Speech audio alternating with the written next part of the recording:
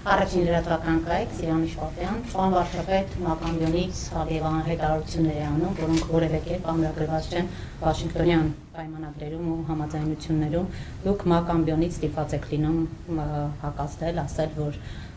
անհասկանալի է ըստ էության այսպիսի հայտարարությունը։ Դրանից հետո փաստորեն Մակամբյոնը վերածվում է երկու երկրների միջև հարցեր պարզելու հարթակի։ Գյանջայում է միջոցառում տեղի ունենում, որտեղ բռունցք են ցույց տալիս 44 են ներկայացնում գրում եւ այլն։ Հիմա այս ամենի ֆոնին, երբ միակողմանի խոսում եք խաղաղության մասին, արդյոք այսպիսով դուք ցանկալին իրականության տեղ չեք փորձում ներկայացնել։ Նախ գիտեք, ես միակողմանի չեմ խոսում խաղաղության մասին, մենք խաղաղության մասին փաստաթղթեր ունենք ստորագրված։ Եվ բացի այդ, այնպես չի, որ ես եմ խոսում միայն խաղաղության մասին, Ադրբեջանն էլ ըստ էության խաղաղության մասով այդտեղ տարընթերցում եւ տարբերություն մեկնաբանությունների մեջ չկա եւ որոշակի թեմաների հետ կապված եւ ելի ուզում եմ մենք ճիշտ մոտենանք հարցին։ Տեսեք, դուք ասում եք ՄԱԿ-ի ամբիոնը դառնում է ինչ ասցիք։ Որոշակի հարցեր պարզելու։ ՄԱԿ-ի ամբիոնը հենց դրա համար է, որ որոշակի հարցեր ոչ թե պարզվեն, այլ պարզաբանվեն, այլ եւ ՄԱԿ-ի ամբիոնը հենց դիրքորոշումները ձևակերպելու, դիրքորոշումները հնարավորինս մոտեցնելու համար է։ Եվ դա նաև իմ մոտեցումն ու ընկալումն է։ Ընդհանրապես, գիտեք ինչ, մենք հետևաբար, եթե ենթադրենք, որ ձեր ամեն ինչ հենց ձեր հարցի տրամաբանության մեջ է եւ չկա որևէ առարկություն ձեր հարցի դիտանկյան հետ։ Եվ ինչ, հաջորդիվ ինչ ուրեմն։ Այսինքն ինձ այդ ընկալումը, որը միջայլոց Հայաստանում կա եւ այդ ընկալումը ծանոթ է նաեւ ինձ եւ ես հաճախ եմ ասում, որ այն բոլոր ընկալումները, որ այսօր Հայաստանում կան եւ որոնց վրա հիմնվելով քննադատվում է այդ թվում մեր գործողությունները, այդ թվում իմ գործողությունները, ես այդ ընկալումների կրողն եմ եղել։ Այդ ընկալումներից ոչ մեկը ինձ օտար եւ անծանոթ չէ։ Հենց այդ եմ ասում, որ այդ թվում իրական Հայաստանի գաղափարախոսության մեջ կա մի շատ կարևոր էլեմենտ։ Խոսքը վերափոխման մասին է։ Խոսքը ինքնահայեցման մասին է։ Եվ այնտեղ կան ձևակերպումներ, որոնք հետևյալի մասին է, ասում ենք, որ ճշմարտությունը, որը հայեցման չի ենթարկվել, ինքը այդ կարգավիճակ կորցնում է։ Տեսեք, մենք մեր իրականության մեջ հետևյալն է ամեն ինչ, հետևյալ դիտանկյունից է դրվում, Ադրբեջանն էս ասեց, մյուսն ասեց, երրորդն ասեց, չորրորդն ասեց, հինգերորդն ասեց, ու միշտ գործնականում միշտ տեսադաշտից դուրս է թողնվում, թերևս ամենակարևոր հարցը, իսկ մենք ինչ ենք ասում։ Հենց տեսեք, մենք երկար տարիներ խոսել ենք Հայաստանի սուբյեկտայնացման մասին, որ Հայաստանը ոչ թե միջազգային հարաբերությունների սուբյեկտ է, այլ միջազգային հարաբերությունների օբյեկտ է։ Դա ինչի՞ց է եղել, որ մեզ երբեք չի հետաքրքրել, թե մենք ինչ ենք ասում։ Մեզ հետաքրքրել է, թե ուրիշները ինչ են ասում։ Հիմա ո՞րն է փոփոխությունը։ Մեզ համար ամենակարևորն է, թե մենք ինչ ենք ասում։ Մեզ համար ամենակարևորն է, թե մենք ինչ դիրքորոշում ունենք, եւ մեզ համար ամենակարևորն է, որ մենք մեր դիրքորոշումները ինչքանով ենք համապատասխանեցնում, այսպես ասած, միջազգային երթևեկությանը եւ երթևեկության կանոններին։ Օրինակ, հիմա շատ Հայաստանում տարածված խոսույթ է, որ Հայաստանը, չգիտեմ, ում պահանջն է կատարում, մեկի պահանջն է կատարում, Հայաստանը ոչ մեկի պահանջն էլ չի կատարում։ Ես այդ օրինակը մի անգամ բերել եմ, ելի կբերեմ այդ օրինակը, որ մի քանի անգամ եմ բերել այդ օրինակը։ Որ ասում եմ, երբ որ մենք ընդ որում մեր պատմության ժամանակ, մեր պատմության ընթացքում բազմիցս լինում է իրավիճակներ, եղել է իրավիճակներ, կներեք այս համեմատությունների եւ զուգահեռների համար, երբ որ մենք վրաերթի ենք ենթարկվում։ Մենք անդադ վրաերթի ենք ենթարկվում ու այդ վրաերթի արդյունքում ինչ ենք անում, սկսում ենք ասել, որ մարդկային արդարություն, մարդկային աշխարհ, անարդար աշխարհ, մարդկային արդարություն, մենք թքենք քոճակատին, բայց մենք մեր շուրջը մի հատ չենք նայում։ Կարող է դա նրանից է, որ մենք մայրուղու երթևեկելի մասում ենք կանգնած եւ մայրուղու երթևեկելի հատվածում ենք։ Եվ այն որ մենք ասում ենք ժողովուրդ, եկեք կարողա մենք ոչ թե պետքա մեզ իմացած մեզ ծանոթ մեթոդով ու որտեղից պատահի անցնենք փողոցը, այլ պետքա անցնենք հետիոտնային անցումով։ Դա կարա մեկնաբանվի, որ այն դիմացի վարորդը կամ այն ուրիշ վարորդները սպառնացին մեզ, եւ մենք այնքան թուլամորտ գտնվեցինք, որ սույսի տակ կանգնել։ Մենք այնքան թուլամորտ եւ անկամ պետություն ենք, որ մենք սկսել ենք հետիոտնային անցումով անցնել, մենք այնքան անկամ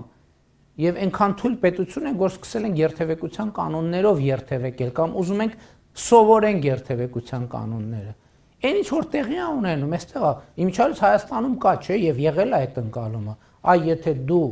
քեզ կշիռ ունես, դու պետք է կար, եթե կարմիր լույսի տակով չես անցնում, ուրեմն դու այդքան էլ քո դերը հանրության մեջ այդքան էլ բան չի։ Հետիոտնային անցում, թող հետիոտնային անցումներով միամիտները անցնեն, չեմ ուզում ավելի կոպիտ բառ օգտագործել։ Մենք խի պետք է հետիոտնային, որովհետև մենք ուժեղ տղա ենք, մենք տեն չի, մենք մեր պետական հիգիենայի մասին պետք է մտածենք։ Կամ էլ արձանագրենք, երբ որ մենք ուղղակի կանգնած ենք մայրուղու երթևեկելի մասում եւ ուզում ենք այդ երթևեկու 100-ի տակ ընթացող ավտոմեքենաների վարորդներին եւ ավտոմեքենաներին բացատրել, թե ինչա պատմական արդարությունը, թե մեր արգումենտները ինչքան ճիշտ են, կներեք, դա ոչ մեկին հետաքրքիր չի, որտեղ իրանք ուզում են A կետից գնալ B կետը, չէ՞։ Մենք էլ որ երթևեկից գնալիս ենք լինում, եթե շատ ուշադիր ենք, տեր մենք մեկը փողոցի կենտրոնում կանգնած ինչ որ բան է ասում եւ այլն, լավագույն բանը մենք դանդաղեցնում ենք շրջանցում անցնում, որովհետեւ մենք մեր խնդիր ունենք եւ այդ խնդիրն ենք լուծում։ Նկատի ունեի օգոստոսի 8-ից հետո ամիսուկես է անցել ու այս օգոստոսի 8-ից հետո ես ասել եմ իմ օգոստոսի 18-ի ուղերձում կամ գուցե ուրիշ։ Ես խաղաղությունը համատել եմ նոր ծնված երեխայի հետ։ Եվ նոր ծնված երեխան պետքա մեծանա, կայանա։ Այսօր հանդիպումներից մեկի ժամանակ ես այդ բանը բերեցի, օրինակը բերեցի, ասացի մեր երբ որ երեխայի օրինակն էի բերում, ասացի մեր ժողովուրդը մենք մի հատ լավ ասացվածք ունենք, ասում ենք երեխան հիվանդանալով է մեծանում։ Խաղաղություն, այս երեխան էլ է հիվանդանալով մեծանալու, գրիպ անգնելու, մրսելու է, ջերմությունը բարձրանալու է, ընկնելու է, հա?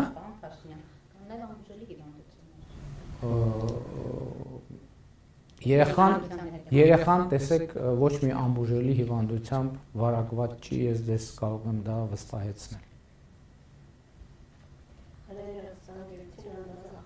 Համերեք կներեք, այդ ուրիշ մեր ուրիշ խնդիրներից մենք գիտեք, որ 1000 ներողություն է, որ մենք բան ենք անում։ Ես այս վերջերս ասուլիսում Նեսոյի Ղարաբաղնիսի օրինակը ինչի բերեցի,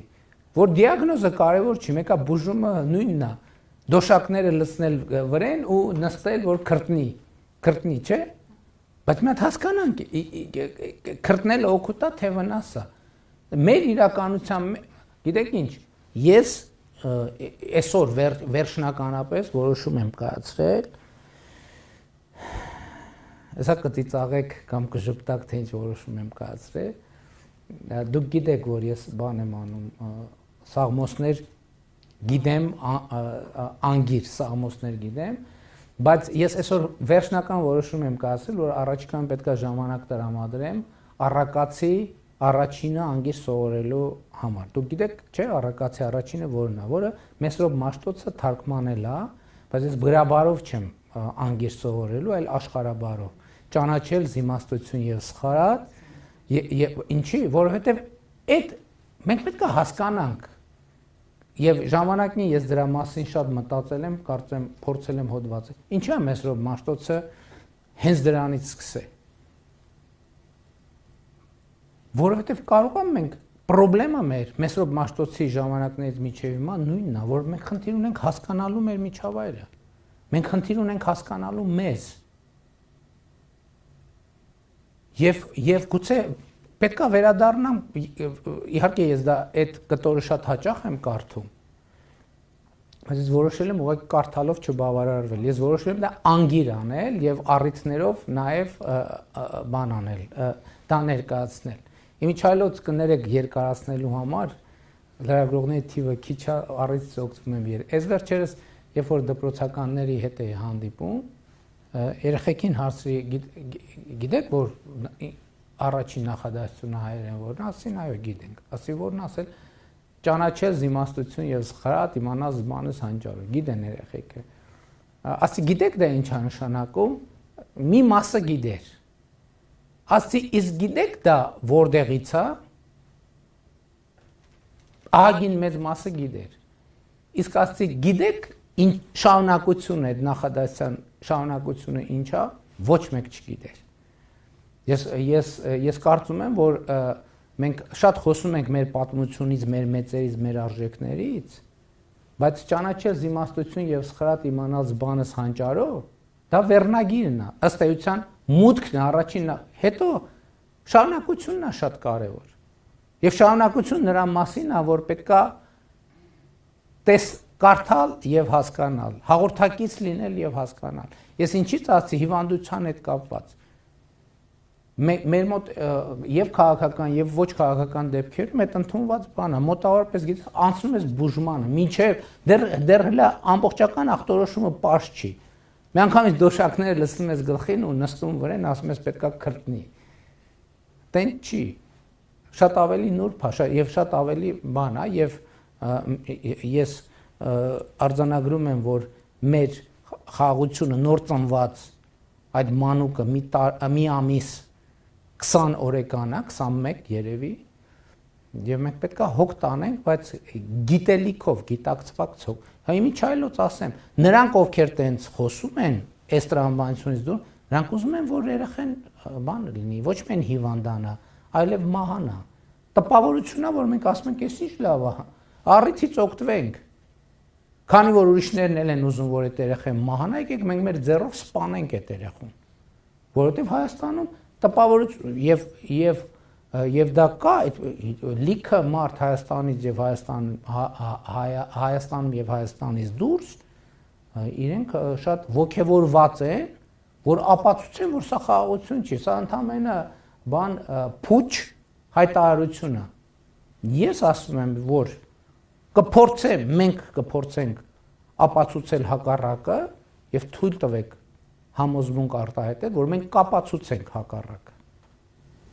Հանրությունով հետ կապված եմ ուզում հարցնել, ինչ-որ կոնկրետ պայմանավորվածություններ ձեռք բերել են գործնական քայլերի երբ սպասել, ու քանի որ դա ընդհանուր խաղաղության խաչմերուկի մի մասն է, այդ ընդհանուրի հետ կապված ինչ-որ զարգացումներ կան, ինչ կա։ Գիտեք, ամերիկյան պատվիրակություն վերջերս այցելել էր Հայաստան, Հայաստանի Հանրապետություն եւ քննարկումները սկսվել են եւ այդ քննարկումները կշարունակվեն։ Այս պայդրությամբ շատ կոնկրետ պայմանավորվածություններ չկան։ Իհարկե, ես կարծում եմ, որ նաեւ խնդիրն է նա, որ Միացյալ Նահանգների նախագահ Թրամփի ադմինիստրացիան ակնհայտորեն շատ մեծ գլոբալ օրակարգ ունի, բայց համոզված եղեք, որ այդ գլոբալ օրակարգում հենց Թրամփ Trip ուղու օրակարգը գտնվում է, շարունակում է գտնվել եւ Միացյալ Նահանգների եւ միջազգային հանրության ուշադրության կենտրոնում մեծ բան կա, հետաքրքրություն կա, բայց այստեղ էլ այն դեպքը, որ էլի մեր բանն են, մեր ընկալումն են, որ օգոստոսի լույս 9-ի առավոտը նայում ենք էքսկավատորը ընդեղա թե չէ, չկա էքսկավատորը, էս էլի ֆեյք հերթական, տեն չի աշխատում։ Այս process-ները արագը դանդաղնա առանց ընդհատումների, որտեղ այն ինչ որ փորձենք արագ անել, չի ստացվելու։ Պետք է անենք դանդաղ, բայց առանց ընդհատումների։ Հիմա մենք աշխատում ենք դանդաղ, բայց առանց ընդհատումների։ Հիմա դրանից հետո մեկ քայլ առաջ որ արվել է, որն է եղել այդ քայլը հնարավոր է ասել։ Քայլ առաջ չի արվել, եղել է process-ի շարունակություն, որովհետև քննարկումներ են սկսվել արդեն կոնկրետ բովանդակությունների վերաբերյալ եւ այլն եւ այդպես շարունակ նախագծման շուրջ կոնկրետ հիմա մենք աշխատում ենք թե ով պետք է նախագիծ անի ոնց պետք է նախագիծ անենք ով պետք է ֆինանսավորել որովհետեւ երկաթում պետք է նախագծվի չէ Էդ էլ է, մեր մոտ օրինակ տուն կառուցելու մեր մեթոդը ո՞րն է եղել ավանդական։ Այդ թվում մեր տունը տենց ենք մենք կառուցում։ Այսինքն Հայաստանի տների, ես էլի ուզում եմ ասեմ, այս բաները որ ասում եմ, այդ ուրիշների մասին չէ, իմ մասին է, մեր մասին է։ Մեր տունը տենց ենք կառուցել։ Որոշել ենք տուն կառուցենք։ Ինչքան փող կա, հավաքեք, գնացինք քար ցեմենտ առանք, սկսեցինք քանդել, կառուցել։ Տենք չեն կառուցում։ Պլանավորում են, նախագծում են, նախագիծը պետքա փորձաքննության նայել, տենաց պատուհանները ճիշտ տեղն ես դրել, որովհետև պարզվում է, որ պատուհանը նստեղ ես դրել, որ ձմեռը շոկից ես խեղդվում, ամառը ցրտից սառում ես, այդ ամեն ինչը կամ Ելմա որ ձմեռը շոկից խեղդվում ես, հա։ Ես տենց ասցի։ Ամառը շոկից ես խեղդվում, ձմեռը ցրտից սառում։ Շատ լավ։ Լևոս Ալբերյան, հանրային ռադիո, ուղղակի շարունակելով գործընկերոջս հարցը, պարոն Հաշտյան, տեսեք, Եվրամիության ընդլայնման հարցերով անձնակատարը հայտարարեց, որ որոշում է կայացվել Հայաստանի 200 միլիոն դիմադրողականության աճի ծրագրի շրջանակում տրամադրել, սրան զուգահեռ Միացյալ Նահանգների դեսպանը հայտարարեց, որ առաջիկա օրերին Միացյալ Նահանգներից կգան մի խումբ մասնագետներ, որոնք կզբաղվեն հենց այդ նախագծման հետ կապված խնդիրներով, բայց այստեղ մի բան կա, մտահոգություն կա, մասնավորապես ռադիոն վերջերս դիմել էր Մեղրի համայնքի ղեկավարին, այնտեղ ասացին մտավախություններ կան կապված ռիսկերի հետ, այն իմաստով, որ այնտեղ անցնում են բավական մեծ ջրատարեր եւ այլն, այդ տարածքով մոտավոր որտեղ որ նախատեսվում է հասկացնել Թրամփի ուղին, հիմա նախ արդյոք Եվրամիության եւ Միացյալ Նահանգների գործողությունները այս հարցում սինխրոնացված են, հաշվի առնելով 200 միլիոնի յետակառուցվածքների համար գնալու են այնտեղ թե ոչ, եւ երկրորդը նախագծման փուլում այդ ռիսկերը, այսինքն այդ օտարման գործընթացը սկսվելու է թե ոչ, գերակաշահի տրամադրություն։ Գիտեք, նախ արձանագրենք, որ TRIP ուղին քննարկում է Հայաստան Միացյալ Նահանգներ երկկողմ ձևաչափով։ Երրորդ կարա ներգրավի ցանկացած երրորդ կողմ, որի շուրջ Հայաստանն ու Միացյալ Նահանգները ձեռք կբերեն համաձայնություն։ Իհարկե մենք շահագրգռված ենք Եվրամիությունը մեզ համար վստահելի գործընկեր է, եւ մենք շահագրգռված ենք, որ մեզ համար վստահելի ավելի ու ավելի շատ գործընկերներ ներգրավեն, բայց ելի զուտ կոռեկտության առումով ֆիքսվել է, որ Հայաստանն ու Միացյալ Նահանգներն են թեման քննարկում եւ երրորդ կողմերը կարող են ներգրավել երկու կողմերի համաձայնության դեպքում։ Հիմա տեսեք, ասում եք մտահոգություն կա, որ ջրատար կա այնտեղ։ Մեր թղթերում եւ մեր պայմանավորվածություններում չկա, որ մենք ջրերը կտրում ենք, հացը կտրում ենք, օդը կտրում ենք, լույսը անջատում ենք եւ դրա փոխարեն ստեղծում ենք TRIP ուղի։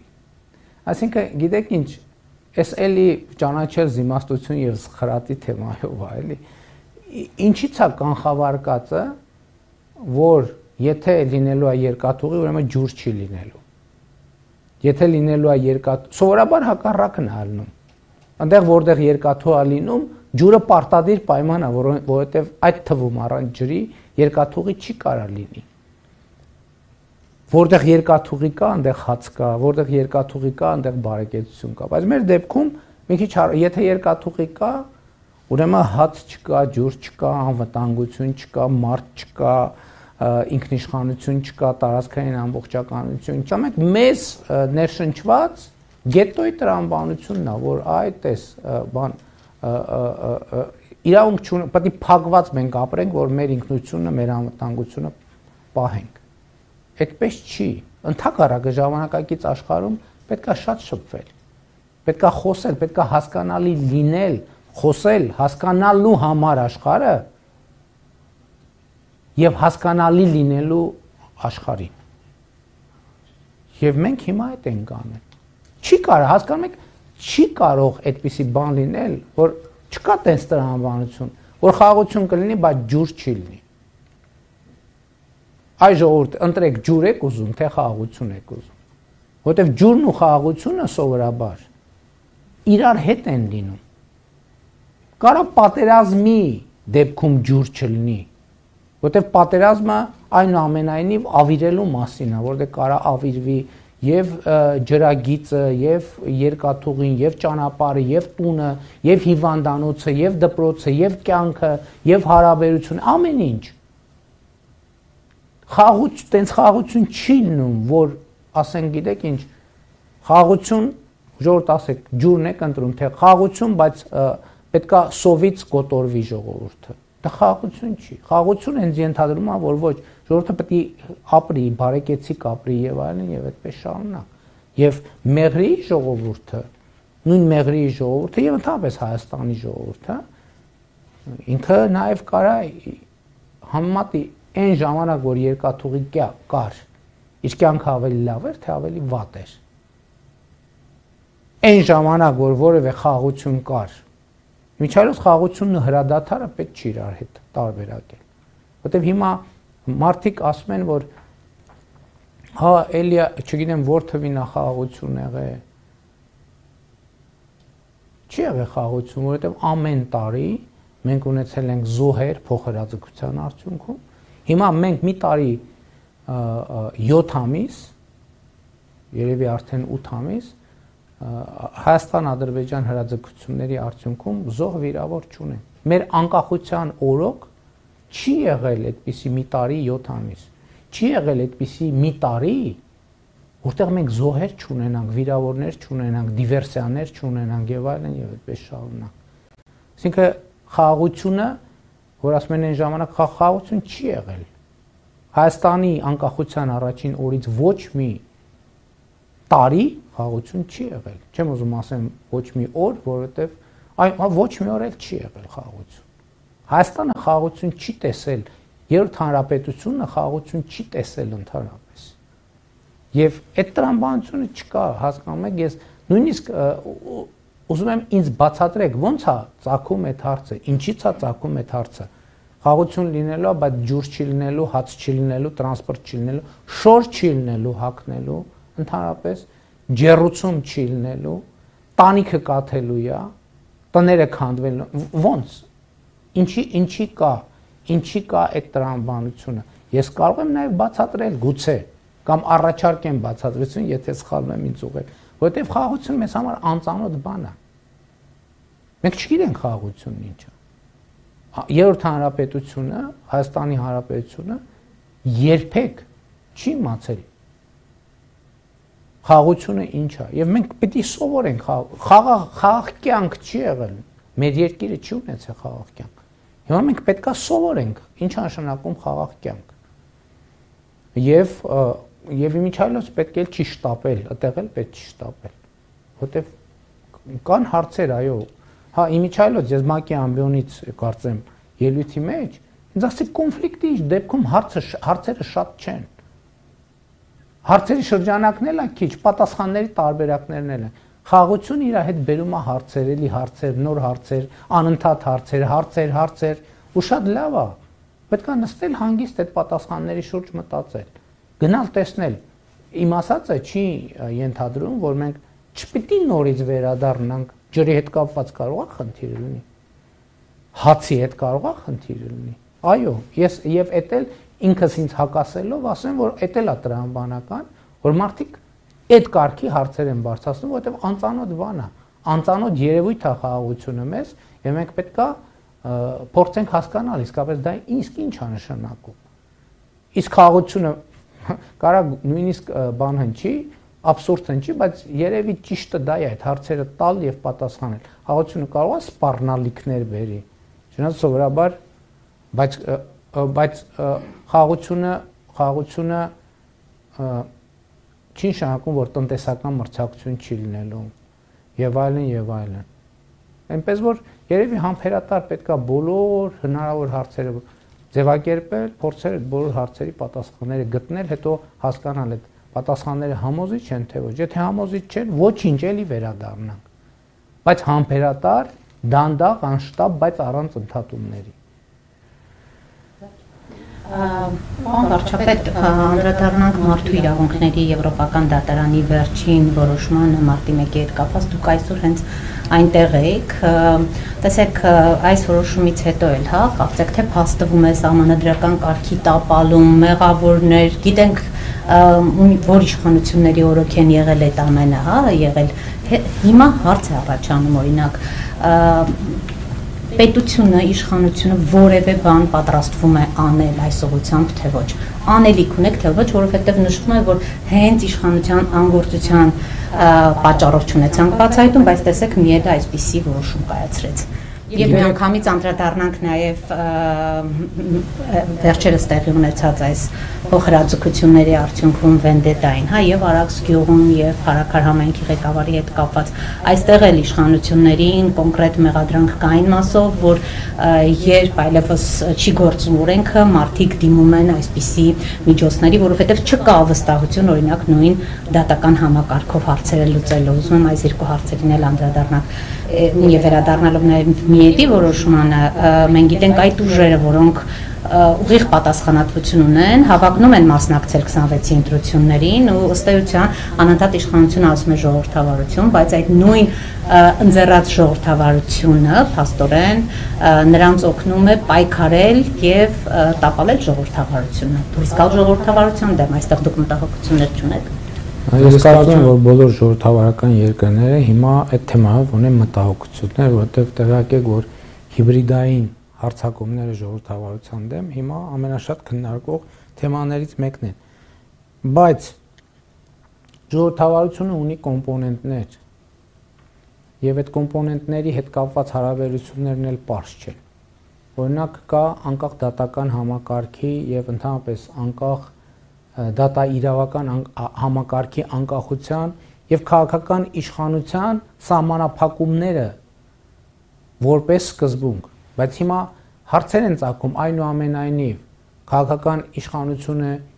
ինչում եւ ինչին պետք է միջամտի եւ որտեղ է այն գիծը, որտեղ այդ միջամտությունը պետք է անթույլատրելի լինի։ Ընդհանրապես տեսեք այդ գործերը նույն Փարաքարում տեղի ունեցածը ինքը հարցեր է բարձրացնում, բայց բնականաբար այդ հարցերը ինձ էլ են հետաքրքրել եւ անհանգստացրել։ Իդեպ հետևություններ արել եք ձեր գիտեք հետևություններ անելու մասին, թող արդյունքում կունենանք կանենք համապատասխան հետևություններ, պաշտոնանկությունների տեսքով։ Այո, ես կարծում եմ տեսանելի է, որ նաեւ պաշտոնանկություններ են եղել, բայց ես ուրիշ բան եմ ասում։ Հիմա նույն փետրվարին տեղի ունեցած իրադարձություններ են եղել Փարաքարում, որ զոհ է եղել։ Հիմա այդ գործով 14 մեղադրյալ կա եւ դատավարությունը ընթանում է։ Բայց մեղադրյալների մի մասը ընդհանրապես կալանքի տակ չի, մյուս մասը տնային կալանքի տակ է, մյուս մասը կարծեմ եթե չեմ սխալվում տեղեկանքից ոնց որ թե մի հոգի է որ կալանքի տակ է կամ գուցե մյուս կողմից մենք անդադ քննարկում ենք թե ինչքանով մեր բանտերը պետքա ծանրաբեռնված լինեն։ Մենք դեպքեր ունենք, երբ որ հանցագործություն են կատարում մարդիկ, ովքեր այդ պահին ամբաստանյալի կարգավիճակում են դատարանում։ Դե մեր քննչական մարմիններն էլ եւ ոստիկանությունն էլ շատ հաճախ այդ հարցը բարձրացնում է։ Ասում են, որ այն որ խափանման մեղ միջոցներ են կիրառվում, այդ մարդիկ գալիս հանցագործություն են անում, ինչու պետքա պատասխանատվություն լինի միայն ոստիկանության վրա։ Իսկ ինչու ովքեր չարթարացված, ինչպես հետագայում պարզվում է, մեղ խափանման միջոցներ են ընտրում, իրենք չպետք է պատասխանատվություն կրեն։ Կա նաև ուրիշ խնդիր, ընկալման հարցը, որովհետև մեր ավանդական ընկալումն այն է, որ եթե մարդը բանտում է, ուրեմն ինչ որ process կա, եթե ազատության մեջ է, այսինքն ֆիզիկապես քայլում է, ուրեմն վերջ։ Սա էլ արդարադատության ստանդարտի հարց է, մենք պետք է հասկանանք ինչքան եւ ինչ դեպքերում ենք մարդկանց ուզում կալանքի տակ պահել եւ որ դեպքերում է որ կարելի է նաեւ այլընտրանքային խափանման միջոցներ ունենալ։ Սրանք լուրջ խնդիրներ են, որոնց պատասխանները մենք պետք է գտնենք, բայց առանցքում պետք է լինի ժողովրդավարությունը։ որովհետեւ մյուս կողմից ասում են այս բռնապետությունը, այնա բանտերը լցնում է այս իշխանությունը մարդկանցով, բանտերը մյուս կողմից ասում են ամենաթողությունը, ազատության մեջ են, հասկանում եք, սրանք շատ լուրջ դիլեմաներ են, մարտի 1-ի գործի հետ կապված, դուք գիտեք, թե ես անձամբ ինչքան շահագրգռված եմ, բայց իմ շահագրգռվածությունը կրկնակի տասնապատիկ նաև կաշկանդվածություն է ինձ համար, որովհետև այդտեղ էլ չլինի թե որ ես վարչապետ եմ եւ վարչապետի կարգավիճակի բերումով ես ինչ որ ազդեցություններ եմ գործում, որը նույնպես խնդրահարույց է, բայց եւ ես շատ ուրախ եմ մարդու իրավունքների եվրոպական դատարանի կայացրած որոշման առիթով եւ հույս ունեմ, որ ոչ թե հույս ունեմ, ես կարծում եմ, որ Հայաստանի դատաիրավական համակարգը պետքա ես բան չեմ ասել։ Տեսեք, մարդու իրավունքների եվրոպական դատարանն ասել այդ ամեն ինչը, ուրեմն դրանք պետքա բերեն կոնկրետ հետևանքների եւ քննչական ուղղակի հետ կապված, եւ դատավարական ուղղակի հետ կապված, եւ դատախազական ուղղակի հետ կապված։ Հասկանում եք, դուք իրականում զբաղվա ելույթին այդ թեմաներին անդրադառնալու եմ, մենք ունենք դիլեմաներ։ Առաջինը մենք ինչպես ենք պաշտպանում ժողովրդավարությունը եւ ինչպես ենք պաշտպանում ժողովրդավարությունը, որ չստացվի, որ ժողովրդավարությունը պաշտպանելու անվան ներքո բռնապետություն ենք հաստատում։ Սրանք շատ լուրջ դիլեմաներ են։ Եթե դու ժողովրդավարությունը քեզ համար ընդամենը պիտակ է, հիմա քրեական գործերը ամբողջությամբ բան են, չէ, հրապարակային են։ Ամեն ինչ նկարագրված է, բացարձակապես ամեն ինչ նկարագրված է։ Ապօրինի խմբերի ձևավորումը, նրանց վճարումը, ով փողը տվեց, ով փողը տվեց եւ այլն, եւ այդպես շարունակ։ Այլ բան, որ դատական հարթության մեջ այդ ամեն ինչը պետք է արձանագրվի օրինական ձևով, բայց հասկանում եք, իմ ամեն նախադասություն այս թեմայով ասված, հետո կարող է օգտագործվի եւ այն կողմից, եւ այն կողմից, եւ այն կողմից, եւ այն կողմից։ Դրա համար ես ասում եմ, շատ դժվար է գտնել մարդ, որը ավելի շահագրգիռ է, որ մարտի 1-ի եւ ինչի մենակ մարտի 1-ի գործը։ Հոկտեմբերի 27 կա, ուրիշ գործեր կան եւ այլն եւ այլն։ Բայց մյուս կողմից այդ իմ հետաքրքրվածությունը, շահագրգռվածությունը որպես քաղաքացի ինձ համար կաշկանդող գործոն է, որ մի րոպե, բայց այնուամենայնիվ ինչ ենք մենք ուզում, որն է մեր նպատակը։ Իսկ մեր նպատակը ժողովրդավարությունն է, օրենքի գերակայությունն է, եւ ես ասում եմ, այո, մենք այդ նպատակին չենք հասել այն աստիճանի, ինչ աստիճանի, որ մենք կարող ենք հասնել։ Բայց մյուս կողմից էլ ես ուզում եմ մենք արձանագրենք մի բան։ Նախորդ օրը, երբ որ մենք ժողովրդավարության թեմայով քննարկում էր ժողովրդավարության հայկական ֆորումը, ես այդտեղ հասկացա, որ մենք մի հատ էլ խնդիր ունենք։ Երբ որ բանախոսները խոսում էին ժողովրդավարության իդեալի մասին, մենք շատ դեպքերում ժողովրդավարության իդեալի հետևից ենք գնում, դրա համար չենք նկատում մեր այսօրվա ժողովրդավարությունը։ Որտեղ ասում ենք, մեր այսօրվա ժողովրդավարությունը իդեալական է, չէ, իհարկե իդեալական չի։ Բայց եթե մենք ցանկացած բանի իդեալի տեսակետից վերաբերվենք, ցանկացած բանի, մեզ մենակ հիասթափություն է սպասում։ Մենք պետք է կարողանանք գնահատել այն ինչ որ միջազգային հանրությունը մեր ժողովրդավարությունը ավելի շատ տեսնում եւ գնահատում, քան մենք ինքներս։ Գուցե նրանից որ սպասում էին օրինակ լրջագույն պատասխանատվության ենթարկողներ, ինչ եմ սա ասում, որովհետև ձեզ քննադատողները ասում են հենց մարտի 1-ի գործով, հենց այս իշխանության, հենց Նիկոլ Փաշինյանի օրոք է եղել, որ մենք ունենք իրավիճակ, երբ Ռոբերտ Քոչարյանն արդարացվեց։ Բա մենք անկախ դատական համակարգ ունենալու համար չենք պայքարել։ Այդ բերեք դատավճիռները ես բոլորինը գրեմ տամ, եկեք ուզում եք դա։ Բերեք ես գրեմ տամ դատավճիռները։ Էդ ենք ուզում, էդ ենք ուզել։ Չնայած ես ասում եմ, այդ արդարացման հետ ես համաձայն չեմ։ Բայց մենք պետության ինստիտուցիոնալ կայացում ուզում ենք, թե չենք ուզում, սրանում է խնդիրը։ Բայց ես ասում եմ, նույն միեդի որոշումները մեզ շատ լուրջ պետքա ազդակ դառնան,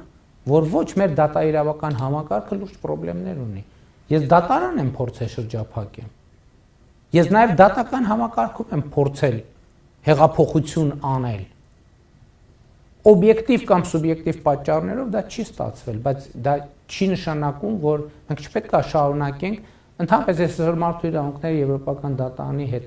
նախագահի հետ հանդիպման ժամանակ ասացի, որ երևի թե դատական համակարգում ճիշտը ոչ թե ռևոլյուցիան է, այլ էվոլյուցիան է, որովհետև ռևոլյուցիան կարա արտակարգ դատարանի տպավորություն թողնի, որը սովորաբար ամենահարմար գործ սկսում է գիլյոտիններ աշխատացնել, բառից բուն կամ փոխաբերական իմաստով։ Մի կողմից ես ուրախ եմ, որ մենք մեր հեղափոխությունը գիլյոտիններ չի աշխատացրել, մյուս կողմից ես այդ անբավարարվածության զգացողությունը կիսում եմ մեր ամբողջ հանրության հետ։ Բայց ես ուզում եմ նաև իշխանության ընկալումը մեր մոտ լինի։ Որն է իշխանության մեր ընկալումը։ Իշխանություն մեր ընկալումը բանն է, կայսերական պոլիտբյուրոյական է։ Ես այդ ընկալումը չեմ կիսում, թե մեր ընկալումը ժողովրդավարական է, որ մենք պետք է ինստիտուտներ կայացնենք, որտեղ անհատական կամքից շատ բան կամ ամեն ինչ կախված չլինի։ Ես այսօր ընդունում եմ, որ հա ամեն ինչ հետևից պետք է գնալ։ Պետք է ընդཐུպ գնալ, ես այսօր մի կողմից ինձ համար դա հաճույք է, բայց մյուս կողմից խնդրեմ է։ Ես գնում եմ դպրոց, դնում եմ ծորակը տեղնա թե չէ, պինդա ձգած ծորակը թե չէ։ Այդ մարդիկ կարան ասեն, ես ինչու՞ զբաղված ես մարդը։ Բայց հա այդ է օբյեկտիվ իրականությունը։ Բայց իհարկե դատական եւ մյուս համակարգերում կաշկանդվածությունները շատ են։ Բայց մյուս կողմից ես մեր դատավորներին կարծեմ հրապարակային էլ եւ